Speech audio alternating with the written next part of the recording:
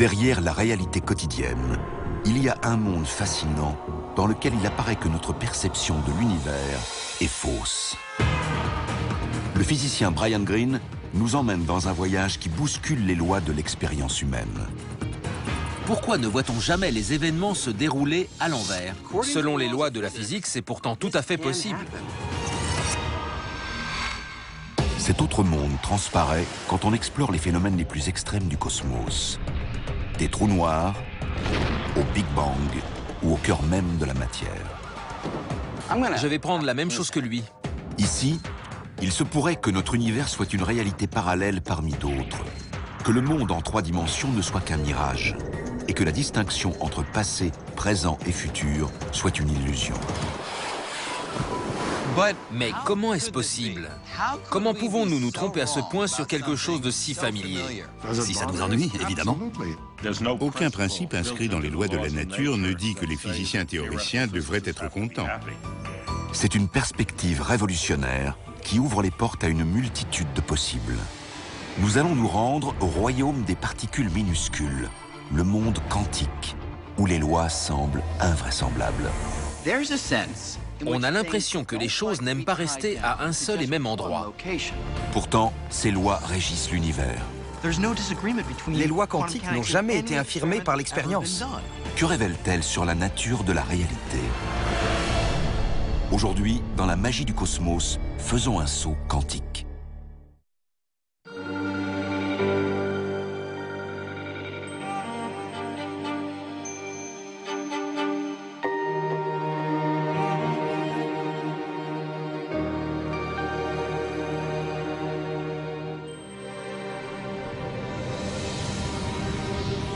Depuis des milliers d'années, nous essayons de comprendre les mystères du fonctionnement de l'univers. Jusque-là, nous avons déjà réussi à énoncer un ensemble de lois qui décrivent les mouvements prévisibles des galaxies, des étoiles et des planètes. Mais aujourd'hui, nous savons qu'à un niveau fondamental, les choses sont beaucoup plus floues, car nous avons découvert des principes nouveaux et révolutionnaires qui ont radicalement transformé notre vision de l'univers. Dans l'espace, à New York, et jusque dans le monde de l'infiniment petit, ces mystérieuses lois qui ont fait basculer notre conception du monde redéfinissent notre compréhension de la réalité.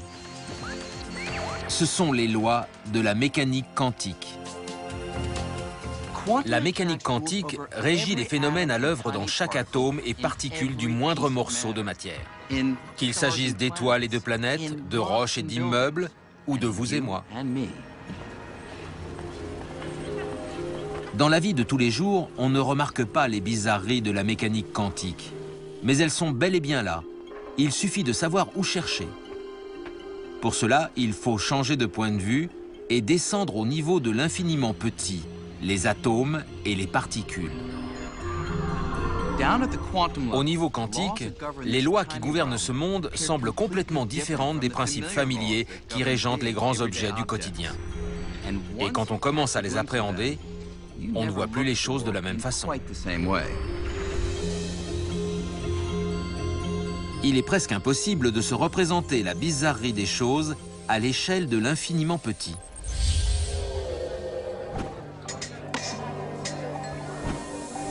Mais que se passerait-il si on pouvait faire un tour dans un endroit régi par les lois quantiques et où les personnes et les objets se comportent comme des atomes et des particules? On en prendrait plein les yeux. Parce qu'ici, les objets font des choses complètement dingues. Dans l'univers quantique, on a le sentiment que les choses n'aiment pas rester à un seul et même endroit, ou suivre une seule direction. C'est comme si elles étaient à plusieurs endroits en même temps.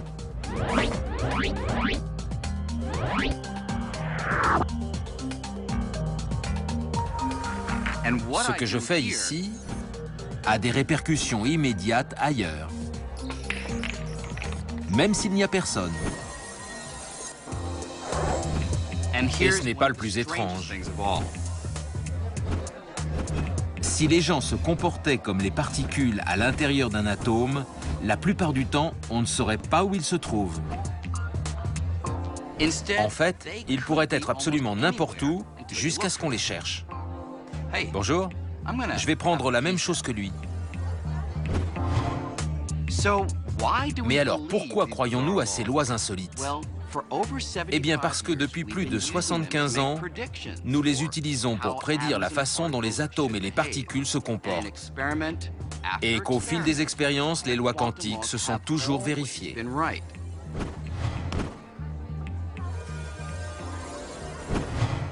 C'est la meilleure théorie. Ces lois ont été démontrées par des milliards de preuves. Elles ont confirmé un nombre incalculable de prédictions bizarres. Les principes quantiques n'ont jamais été infirmés par l'expérience. Les lois quantiques sont plus simples à appréhender au niveau de l'infiniment petit, comme les atomes. Mais n'oublions pas une chose, je suis fait d'atomes, tout comme vous, et comme absolument tout ce que nous voyons autour de nous. Alors, aussi curieux soit-il, ces principes ne s'appliquent pas seulement aux petites choses, mais aussi à la réalité.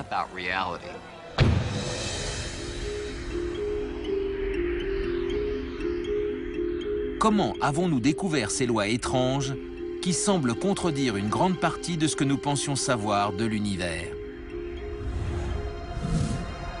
Il n'y a pas si longtemps, on croyait avoir à peu près tout compris. Les principes qui gouvernent l'orbite des planètes autour du Soleil, la trajectoire courbe d'une balle dans le ciel, la façon dont les ondulations se propagent à la surface d'un plan d'eau. Ces lois ont été énoncées par des équations qui constituent la mécanique classique. Elles nous permettaient de prédire le comportement des choses avec certitude. Tout semblait parfaitement logique jusqu'au jour où, il y a environ un siècle, les scientifiques ont tenté d'expliquer certaines propriétés de la lumière.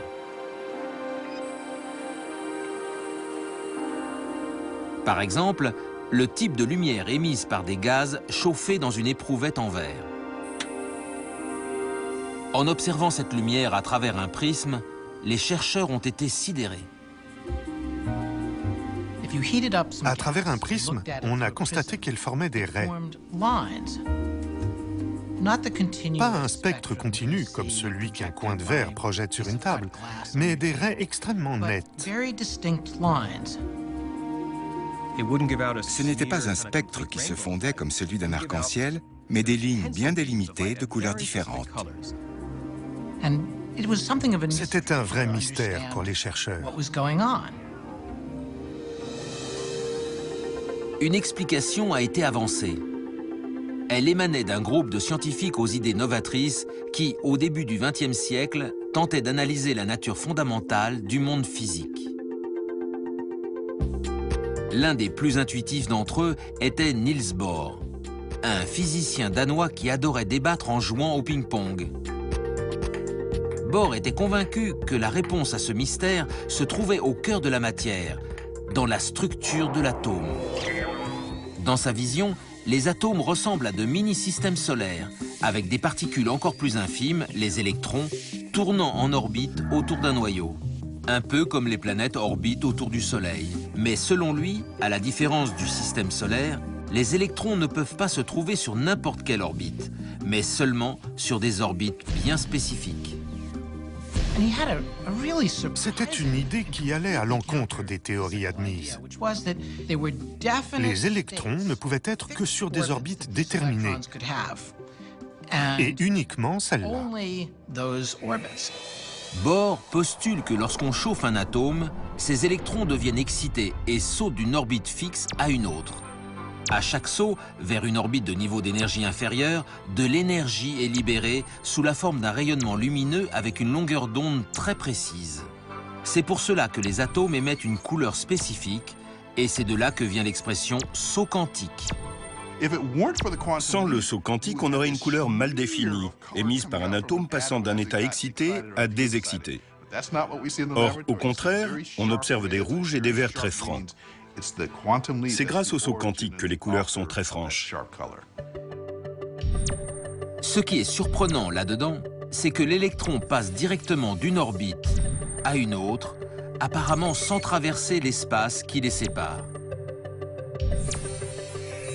Un peu comme si Mars sautait brusquement de son orbite à celle de Jupiter. Pour Bohr, le saut quantique résulte d'une propriété fondamentale et totalement bizarre des électrons dans les atomes. Ils émettent ou absorbent des paquets d'énergie indivisibles, des quantités minimum spécifiques appelées quanta. C'est pour cela que les électrons ne peuvent occuper que des orbites spécifiques. Un électron doit être ici ou là, pas entre les deux. Ça ne ressemble à rien de ce qu'on peut observer. Pensez à votre quotidien. Quand on mange, est-ce que la nourriture est sous forme de quanta? Faut-il se servir une quantité minimum déterminée? Non. Mais l'énergie des électrons dans un atome est quantifiée. C'est un phénomène extrêmement mystérieux. Pourtant, les expériences ont bientôt montré que Bohr avait raison.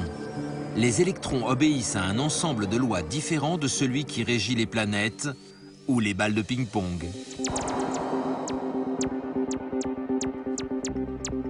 Sa découverte a complètement changé la donne. Mais cette conception nouvelle de l'atome a mis Bohr et ses collègues en porte-à-faux avec les théories physiques communément admises.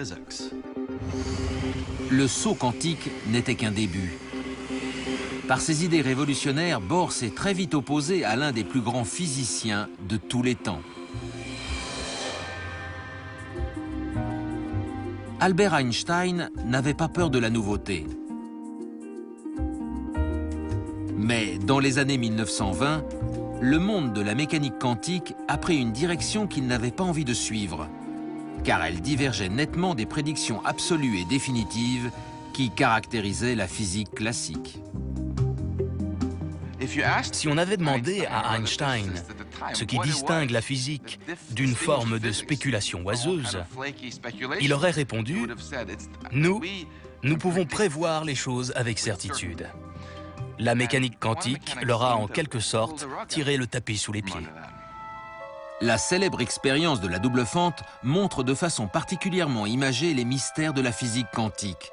Mais si vous aspirez à une description de la réalité qui se fonde sur des certitudes, attendez-vous à voir vos attentes voler en éclats.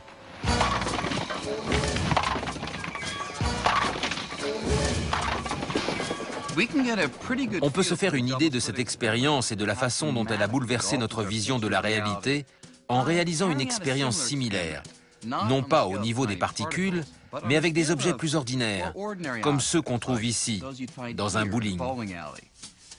Mais avant, il va falloir que je réaménage un peu la piste.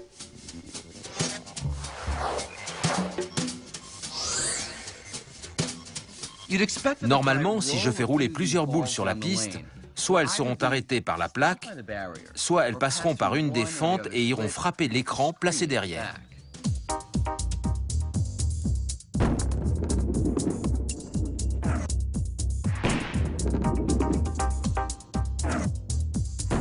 C'est exactement ce qui se produit. Les boules qui passent dans les fentes viennent déchirer l'écran pile dans l'axe de la fente gauche ou de la fente droite. L'expérience de la double fente ressemble à ça, sauf qu'au lieu de boules de bowling, on utilise des électrons qui sont des milliards de fois plus petits. On peut les représenter par ces boules plus petites.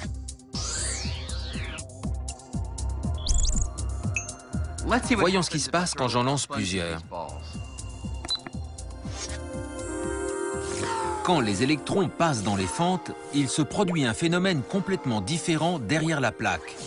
Au lieu de déchirer l'écran détecteur en seulement 2 points, les électrons sont disséminés sur toute la surface et dessinent des bandes verticales, y compris dans la zone comprise entre les 2 fentes.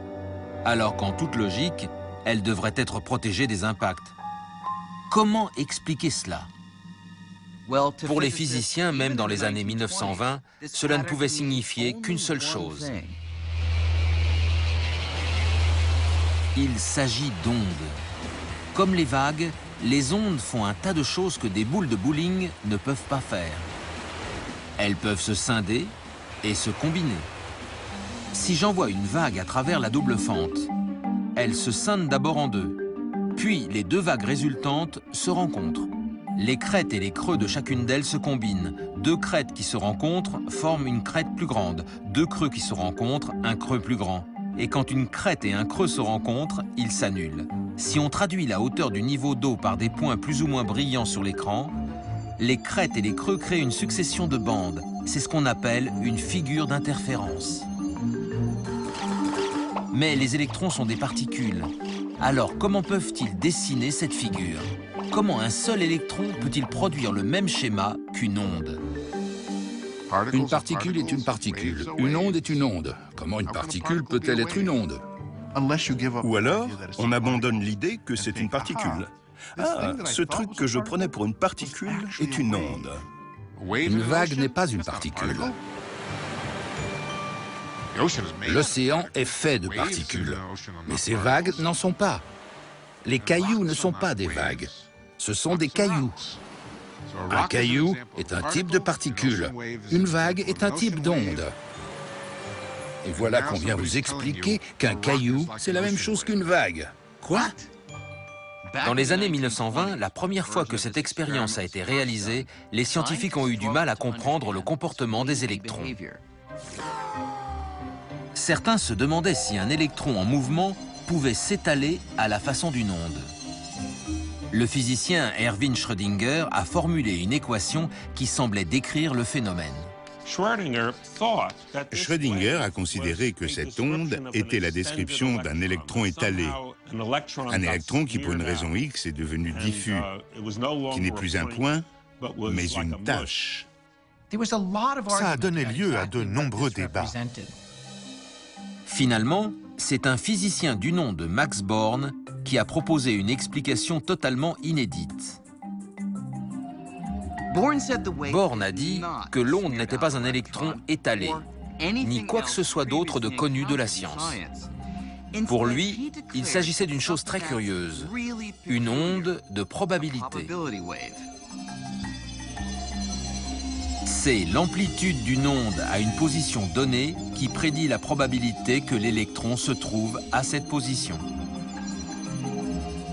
Une amplitude élevée ne veut pas dire c'est là que se trouve l'électron, mais c'est là qu'il a le plus de chances de se trouver. C'est très étrange. Ça semble indiquer que l'électron est une multitude de possibilités. On n'a pas le droit de demander où est l'électron, là, tout de suite. Mais on a le droit de demander, si je cherche l'électron dans cette portion de l'espace, quelle est la probabilité que je le trouve là? C'est un vrai casse-tête. Aussi étrange soit-elle, cette nouvelle manière de décrire le mouvement de particules comme les électrons est parfaitement juste. Quand je lance un seul électron, je ne peux jamais prédire où il va atterrir. Mais si j'utilise l'équation de Schrödinger pour trouver l'onde de probabilité de l'électron, je peux prédire avec une assez grande certitude qu'en jetant un nombre suffisant d'électrons, 33,1% d'entre eux se retrouveront ici, 7,9% là, et ainsi de suite. D'innombrables expériences ont confirmé ce type de prédiction. Par conséquent, les équations de la mécanique quantique s'avèrent étonnamment précises, dès lors qu'on accepte qu'il s'agit seulement de probabilités.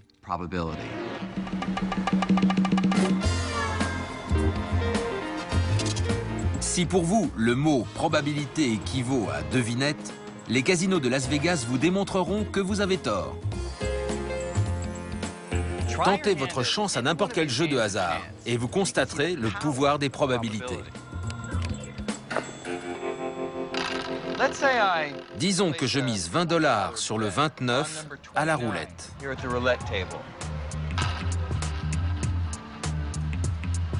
Le casino ignore totalement si je vais gagner cette fois-ci, ou la prochaine, ou la suivante. 1. Mais il sait que la probabilité que je gagne à ce jeu est de 1 sur 38. 21.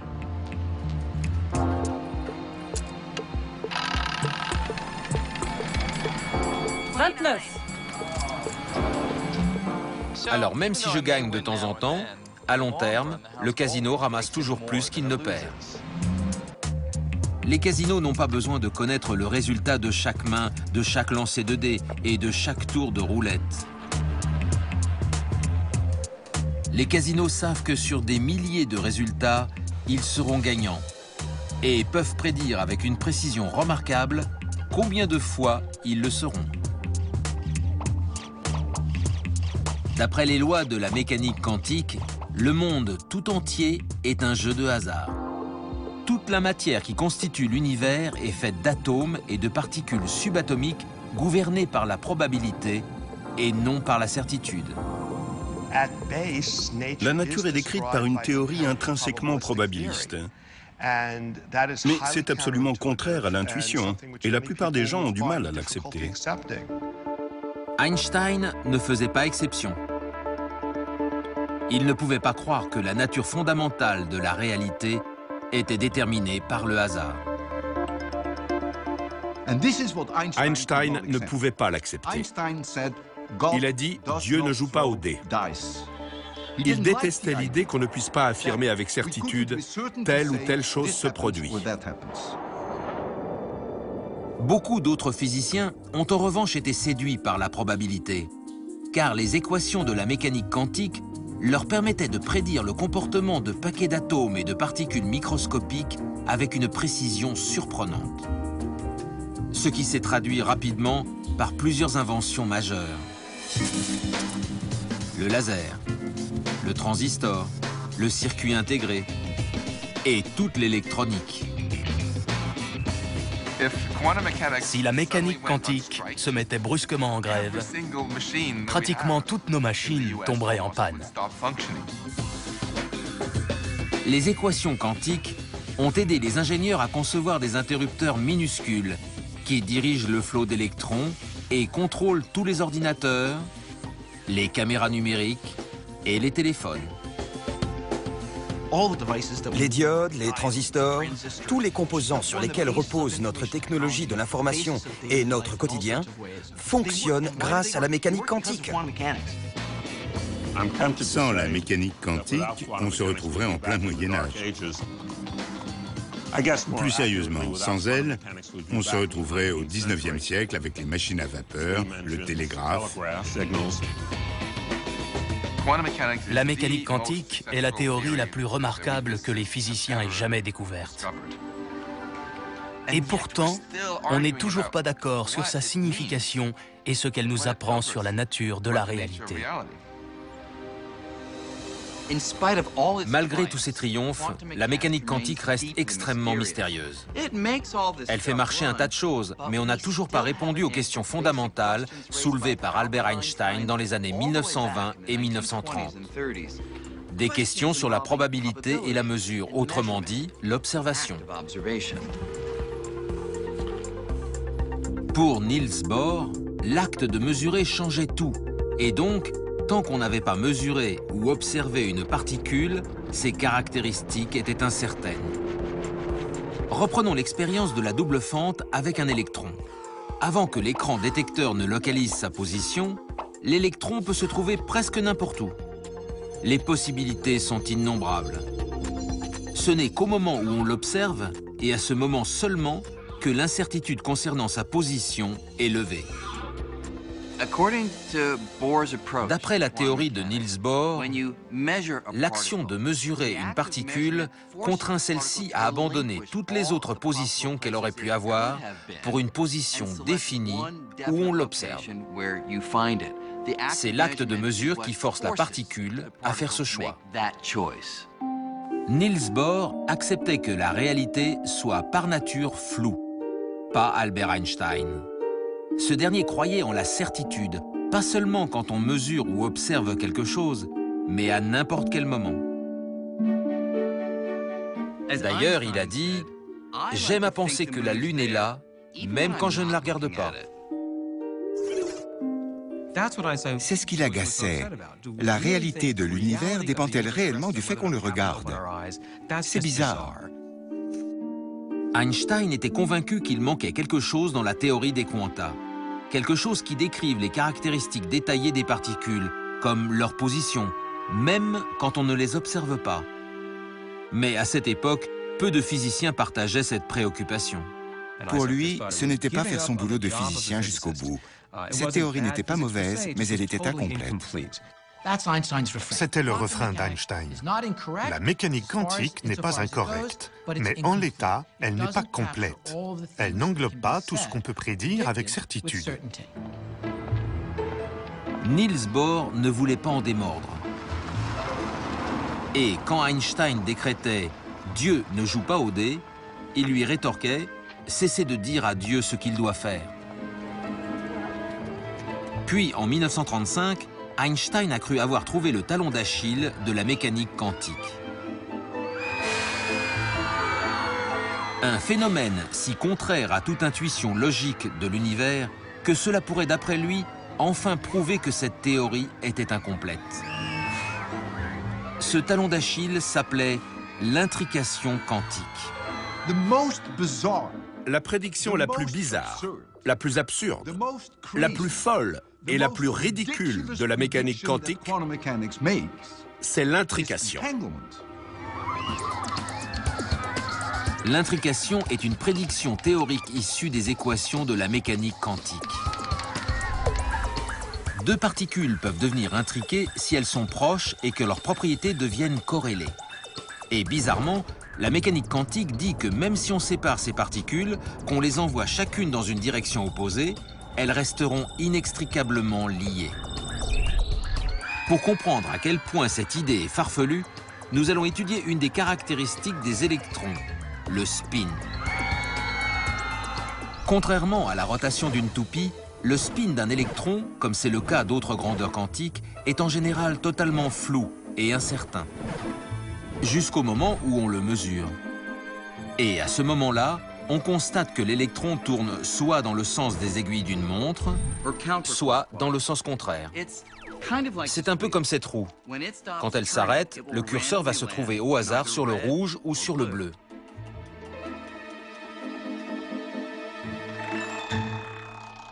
Maintenant, imaginez une seconde roue. Si ces deux roues se comportaient comme des électrons intriqués, à chaque fois que l'une s'arrêterait sur le rouge, l'autre tomberait systématiquement sur le bleu. Et inversement. Étant donné que les roues ne sont pas reliées, c'est déjà bizarre. Mais la théorie défendue par Niels Bohr et ses collègues va encore plus loin. Elle prédit que si l'une des deux roues est très éloignée, même si elle est sur la Lune, sans qu'elle soit reliée par un fil ou un transmetteur, eh bien, même dans ces conditions, si le curseur de l'une est sur le rouge, celui de l'autre sera à coup sûr sur le bleu. Autrement dit, si on mesure une particule ici, non seulement on affecte cette particule, mais on affecte aussi celle avec laquelle elle est intriquée, quel que soit leur éloignement. Pour Einstein, cette idée d'une connexion longue distance entre des roues ou des particules était si ridicule qu'il a parlé d'action fantôme. Action fantôme à distance. Quand on mesure l'action d'une des particules à un endroit, il semble que l'autre le sache comme par magie, même si elle est très loin. Ce qui est étonnant, c'est qu'en mesurant une particule, on affecte l'état de l'autre, on la modifie. Il n'y a pas de poulie, pas de fil téléphonique, rien qui les relie. Alors comment ce que je fais ici a-t-il un impact sur ce qui se passe là-bas? Il est impossible qu'elles communiquent entre elles. C'est franchement bizarre. Et c'est un phénomène sur lequel Einstein s'est interrogé en 1935. Einstein refusait le concept d'intrication. Il s'est donc convaincu que c'était les calculs qui étaient bizarres, pas la réalité. Il a admis que les particules intriquées existaient, mais pour lui, il y avait une explication plus simple à ce phénomène et qui n'avait rien à voir avec une mystérieuse connexion longue distance. Il affirmait même que les particules intriquées étaient comme une paire de gants. Imaginez qu'on sépare les deux gants et qu'on les place chacun dans une mallette. Puis, on me fait livrer l'une des deux, tandis que l'autre est envoyée en Antarctique.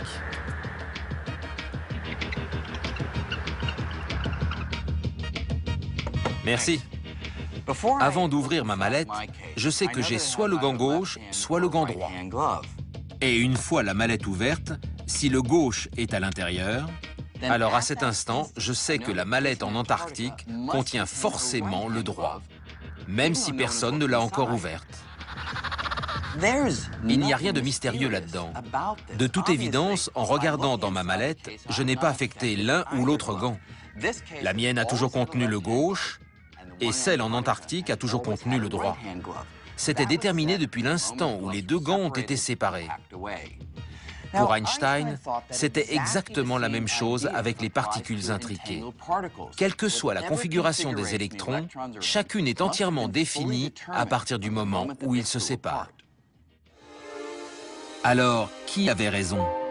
Bohr, pour qui l'état aléatoire des particules, comme celui des roues de loterie, était lié, même si elles étaient à une grande distance l'une de l'autre? Ou Einstein, persuadé qu'il n'existait pas de lien fantôme, mais que tout était déjà déterminé avant même qu'on ne l'observe? C'est vraiment difficile de savoir qui a raison, Bohr ou Einstein. Parce qu'Einstein dit « une particule possède un spin défini avant qu'on ne le mesure ». Comment pouvez-vous le savoir? Lui objecte Bohr. Eh bien, mesurez-le et vous trouverez la valeur de son spin. Et Bohr rétorque, mais c'est le fait de mesurer qui donne au spin une valeur définie. À l'époque, personne ne savait comment résoudre le problème. Et on a fini par le considérer comme une question philosophique et non scientifique. À sa mort, en 1955, Einstein était toujours convaincu que la mécanique quantique offrait, au mieux, un tableau incomplet de la réalité.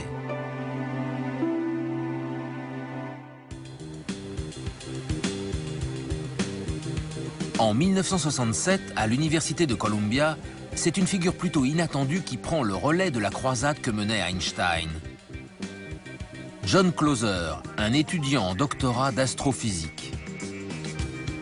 La seule matière qui l'empêche d'avoir son diplôme est justement la mécanique quantique. À l'époque, malgré tous mes efforts, je ne comprenais rien à la mécanique quantique.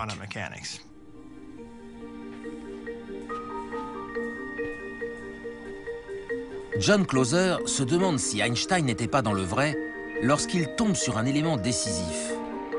Une publication peu connue d'un physicien irlandais obscur du nom de John Bell. Celui-ci semble avoir trouvé un moyen de sortir de l'impasse dans laquelle Einstein et Bohr s'étaient enfermés et de résoudre définitivement la question. J'étais convaincu que la théorie quantique était fausse. Dans son article, John Bell dit avoir trouvé un moyen de savoir si des particules intriquées communiquent réellement par le biais d'une action fantôme, comme les deux roues. Ou bien si une telle action n'existe pas et que l'état des particules est défini dès le départ, comme pour la paire de gants.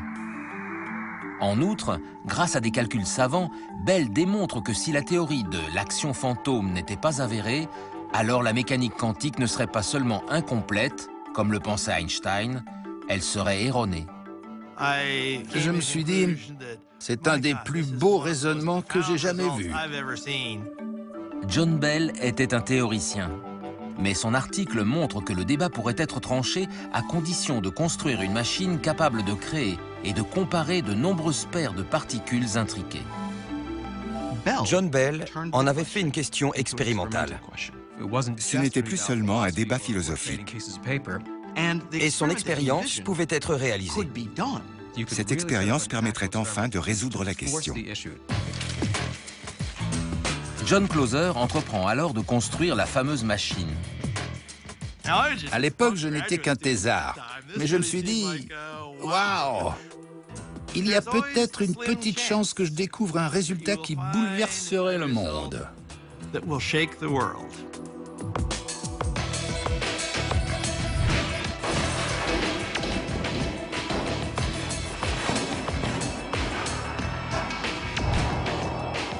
La machine qu'ils mettent au point peut mesurer des milliers de paires de particules intriquées et les comparer dans de nombreuses directions.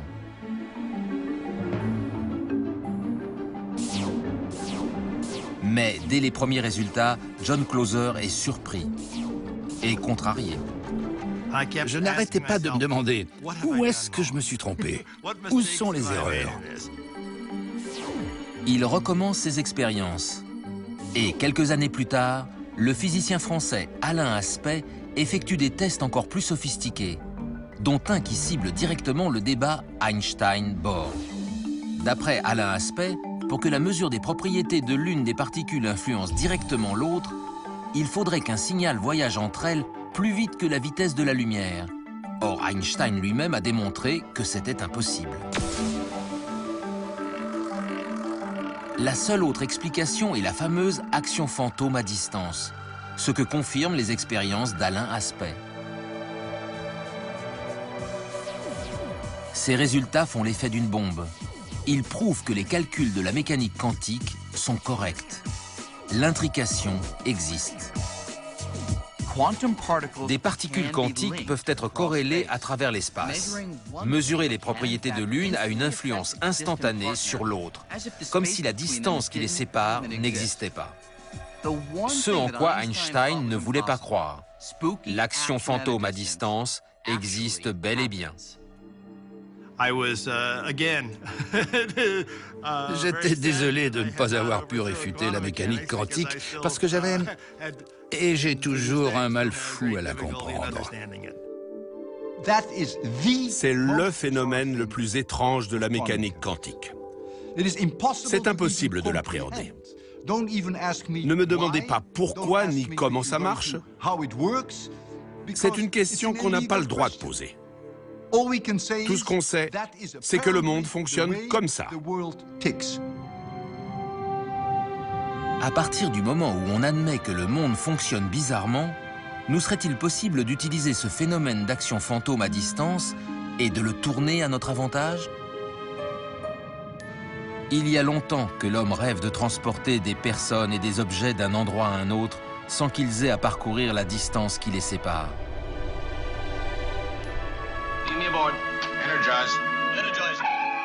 Depuis Star Trek, la téléportation est apparue comme un mode de transport très pratique. Mais ce qui nous semblait jusque-là de la pure science-fiction, serait-il possible grâce à l'intrication? Des scientifiques effectuent des tests ici, sur les îles Canaries, au large des côtes africaines. On fait des expériences aux Canaries parce qu'il y a 2 observatoires ici. Et en plus, le cadre est sympa.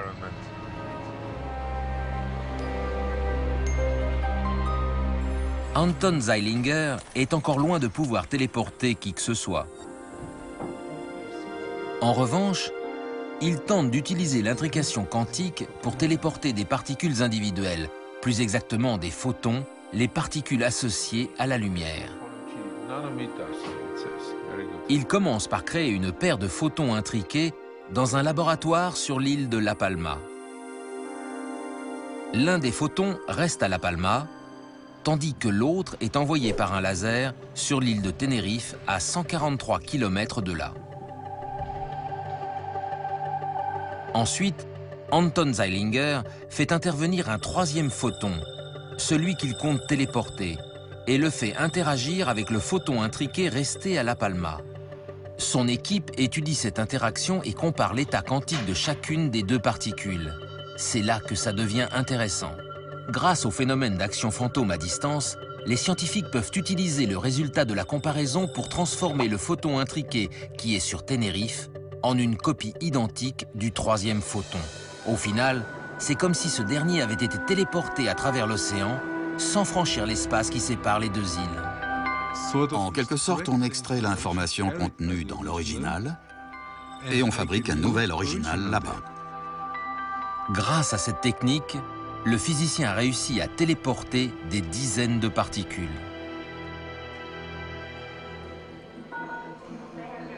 Mais pourrait-on aller plus loin? Puisque nous sommes composés de particules, Ce processus permettra-t-il de rendre un jour possible la téléportation humaine?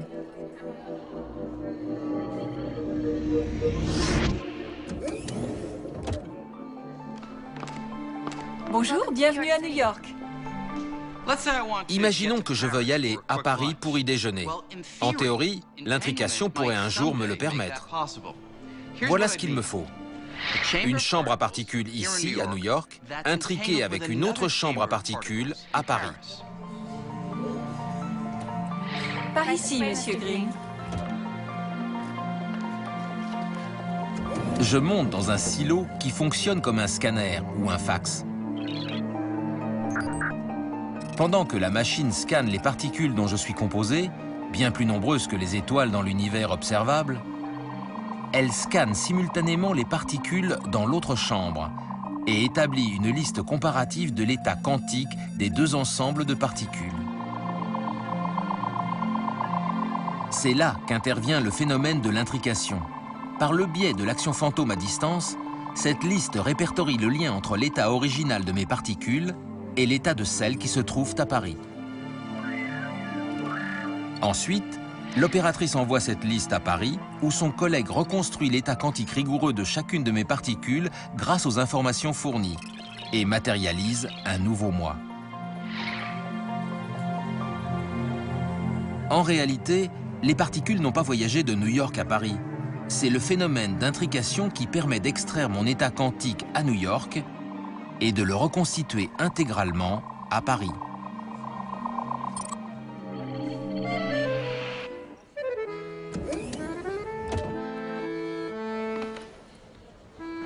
Bonjour, Monsieur Green. Bonjour. Et me voici à Paris, réplique exacte de moi-même. D'ailleurs, il vaudrait mieux, parce que le fait de mesurer l'état quantique de l'ensemble de mes particules à New York a détruit le moi original. Le protocole de téléportation quantique exige que l'objet téléporté soit détruit au cours du processus. Forcément, il y a de quoi être inquiet. Si ça ratait, on finirait sous la forme d'un amas de neutrons, de protons et d'électrons. Pas terrible. Certes, nous sommes encore loin de la téléportation humaine aujourd'hui. Mais cette éventualité soulève une question. Le Brian Greene qui est arrivé à Paris est-il vraiment moi? En fait, il ne devrait pas y avoir de différence entre l'ancien moi à New York et le nouveau moi à Paris. Selon les lois de la mécanique quantique, ce qui fait que je suis moi, ce ne sont pas les particules physiques, mais les informations qu'elles contiennent. Or, celles-ci ont toutes été téléportées, bien que je sois constitué de milliards de particules. C'est une question philosophique profonde. Est-ce l'original ou non qui arrive dans le silo de réception? Si par original, on entend quelque chose qui possède toutes les propriétés de l'original, alors dans ce cas, la réponse est oui.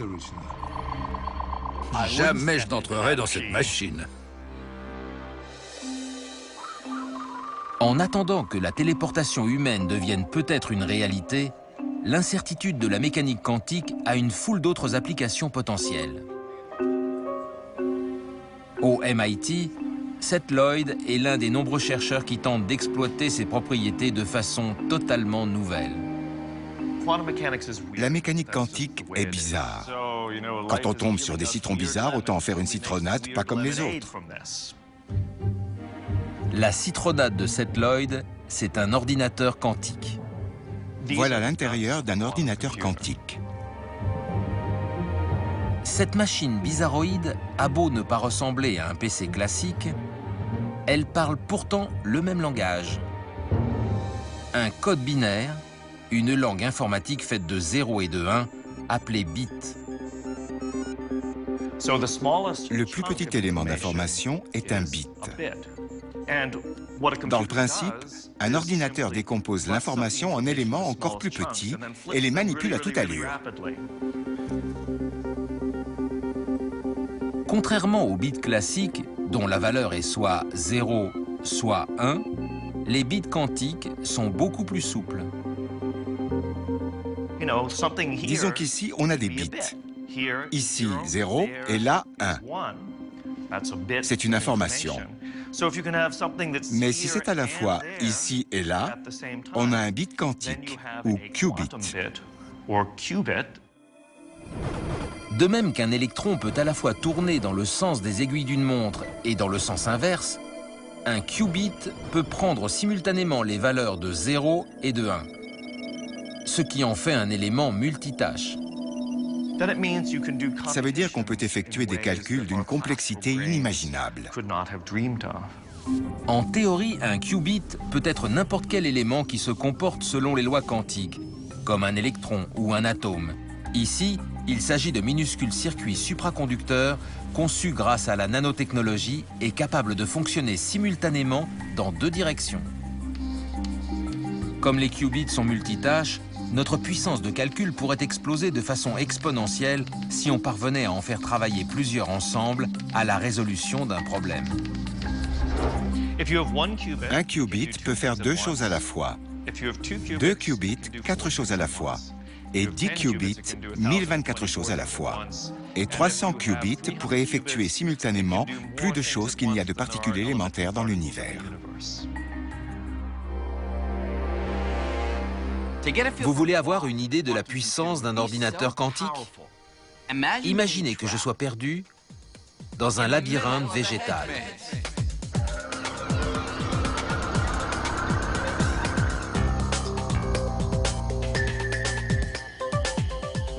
J'aimerais trouver la sortie le plus vite possible. Mais les possibilités sont innombrables et je suis obligé de les essayer une par une. Cela veut dire que je vais me retrouver dans des impasses, finir dans des cul-de-sac et tourner là où il ne fallait pas avant d'avoir un coup de bol et de trouver la sortie. En gros, c'est comme ça que nos ordinateurs résolvent les problèmes. Même s'ils travaillent très vite, ils ne font qu'une seule chose à la fois, tout comme j'essaie les chemins les uns après les autres dans le labyrinthe. Mais si je pouvais tester toutes les possibilités simultanément, ce serait différent. C'est un peu comme ça que fonctionne un ordinateur quantique. Puisque les particules peuvent être à de nombreux endroits simultanément, la machine pourrait vérifier en même temps un nombre considérable de chemins ou de solutions et trouver la bonne en un clin d'œil. Bon, dans un labyrinthe, il y a un nombre limité de chemins à explorer, et même un ordinateur classique trouverait la sortie rapidement. Mais imaginez un problème qui comporte des millions ou des milliards de variables, comme prévoir la météo à long terme. On pourrait anticiper les catastrophes naturelles comme les séismes et les ouragans. Résoudre ce genre de problème aujourd'hui serait impossible, car il faudrait pour ça des machines d'une taille colossale. Mais un ordinateur quantique pourrait faire le travail avec seulement quelques centaines d'atomes, et le cerveau de cet ordinateur serait plus petit qu'un grain de sable. Nous savons de mieux en mieux exploiter la puissance du monde quantique. Qui sait jusqu'où cela nous emmènera? Mais il ne faut pas oublier qu'au cœur de cette théorie qui nous a tellement apporté, une question fondamentale reste sans réponse. Qu'advient-il de toutes les bizarreries qu'on observe au niveau quantique, à l'échelle des atomes et des particules? Comment se fait-il que dans le monde quantique, les choses flottent dans un état d'incertitude, en partie ici et en partie là? Alors que vous et moi, qui sommes faits d'atomes et de particules, semblons figés à jamais dans un état bien défini. Nous sommes toujours soit ici, soit là. Niels Bohr n'a jamais réellement expliqué pourquoi l'incertitude du monde quantique paraissait disparaître à mesure que les choses augmentaient en taille. Aussi puissante et précise que soit avérée la mécanique quantique, les scientifiques n'ont toujours pas résolu ce mystère. Certains sont convaincus qu'il manque des détails dans les équations quantiques. Même si les possibilités sont immenses dans le monde de l'infiniment petit, ce sont ces détails manquants qui recalculent les chiffres à mesure qu'on passe du niveau des atomes au niveau des objets. Et donc, il devient clair que toutes ces possibilités, sauf une, disparaissent. Ce qui donne un seul résultat défini. D'autres physiciens pensent que toutes les possibilités qui existent dans le monde quantique ne disparaissent jamais, mais que chaque possibilité trouve son aboutissement. Mais la plupart aboutissent dans des univers parallèles aux nôtres. C'est une idée qui donne le vertige, mais il se pourrait que la réalité dépasse le cadre de l'univers que nous voyons et qu'elle se ramifie constamment en créant des mondes nouveaux où chaque possibilité se matérialise. La mécanique quantique est un territoire encore vierge et nul ne peut prédire où son exploration nous entraînera. Le simple fait que notre réalité soit plus étendue, plus étrange et plus mystérieuse qu'on le croyait est magnifique et impressionnant. Le plus beau dans la science, c'est qu'elle nous permet d'apprendre des choses qui dépassent nos rêves les plus fous. La mécanique quantique en est l'illustration parfaite. Le jour où l'on découvre la mécanique quantique, on n'est plus jamais le même. Aussi étrange la mécanique quantique soit-elle, il est clair maintenant qu'il n'y a pas de frontière entre les mondes de l'infiniment petit et de l'infiniment grand. Ces lois s'appliquent partout. La seule différence est que ces caractéristiques les plus bizarres sautent plus aux yeux quand les objets sont petits. La découverte de la mécanique quantique a révélé une réalité, notre réalité, qui est à la fois surprenante et fascinante, et qui nous permet de comprendre un peu mieux la magie du cosmos.